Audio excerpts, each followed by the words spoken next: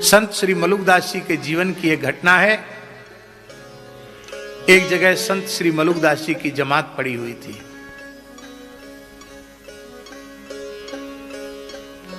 एक ग्वालिन थी,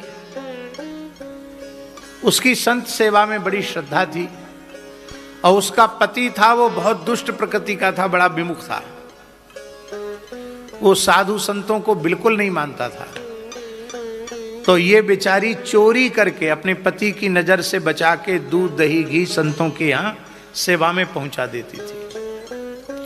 और जब पति को पता चलता तो गाली भी खानी पड़ती, पिटाई भी खानी पड़ती। एक दिन ऐसी घटना घटी, उस ग्वाले का एकमात्र 16-17 वर्ष का किशोर पुत्र सर्प के डसने से मृत्यु को प्राप्त हो गया, मर गया। अब उस ग्वाले ने कहा,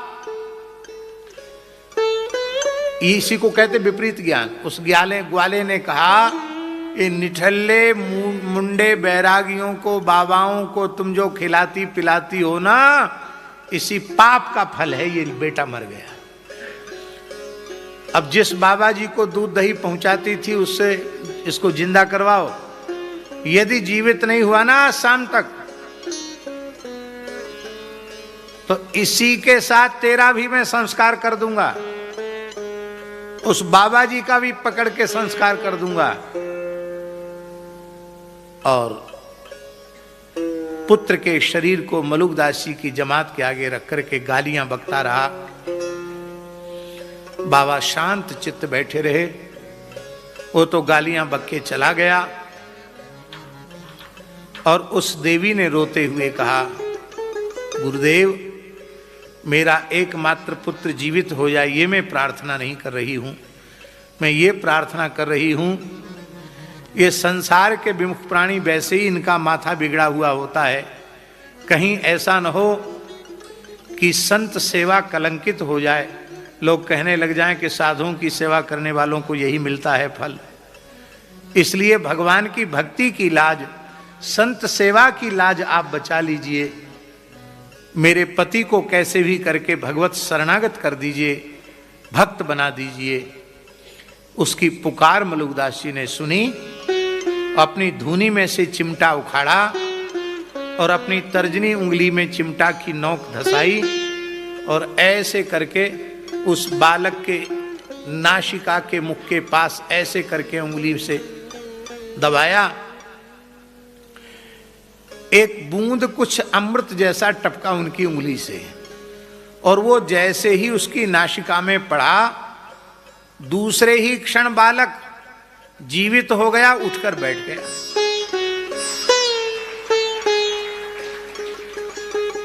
ग्वाला भी शरणागत हो गया, सब भक्त हो गए। मलुकदास जी के एक शिष्य थे, उनका नाम था अलख रामदास जी। बड़े भोले थे, वो हर बात गुरु जी से पूछ लेते थे। भोले होते ना, वो सब पूछ लेते हैं भोलेपन में।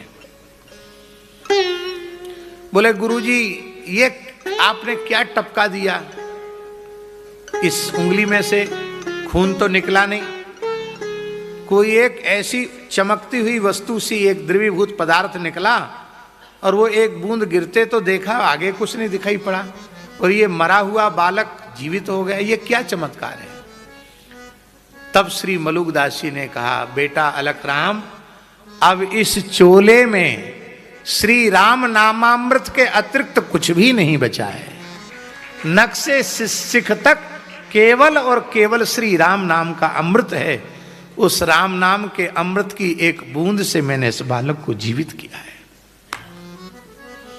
कहते ना बुखार हड्डी में चला गया, अरे बुखार जैसी बीमारी हड्डी में चली जाती है तो सच्चिदानंद भगवान नाम हड्डी में नहीं प्रविष्ट हो जाएगा क्या?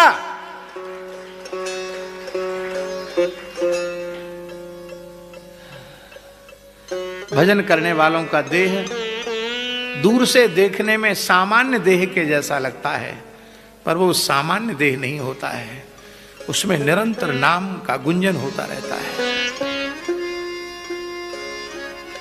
स्थूल रूप में देखने में पंचभूत और सप्त धातुएं दिखाई पड़ती हैं, पर आध्यात्मिक दृष्टि से उन संतों को आप देखें तो नाम के अलावा उसमें कुछ नहीं समझ में आएगा। केवल नाम, केवल नाम, केवल नाम।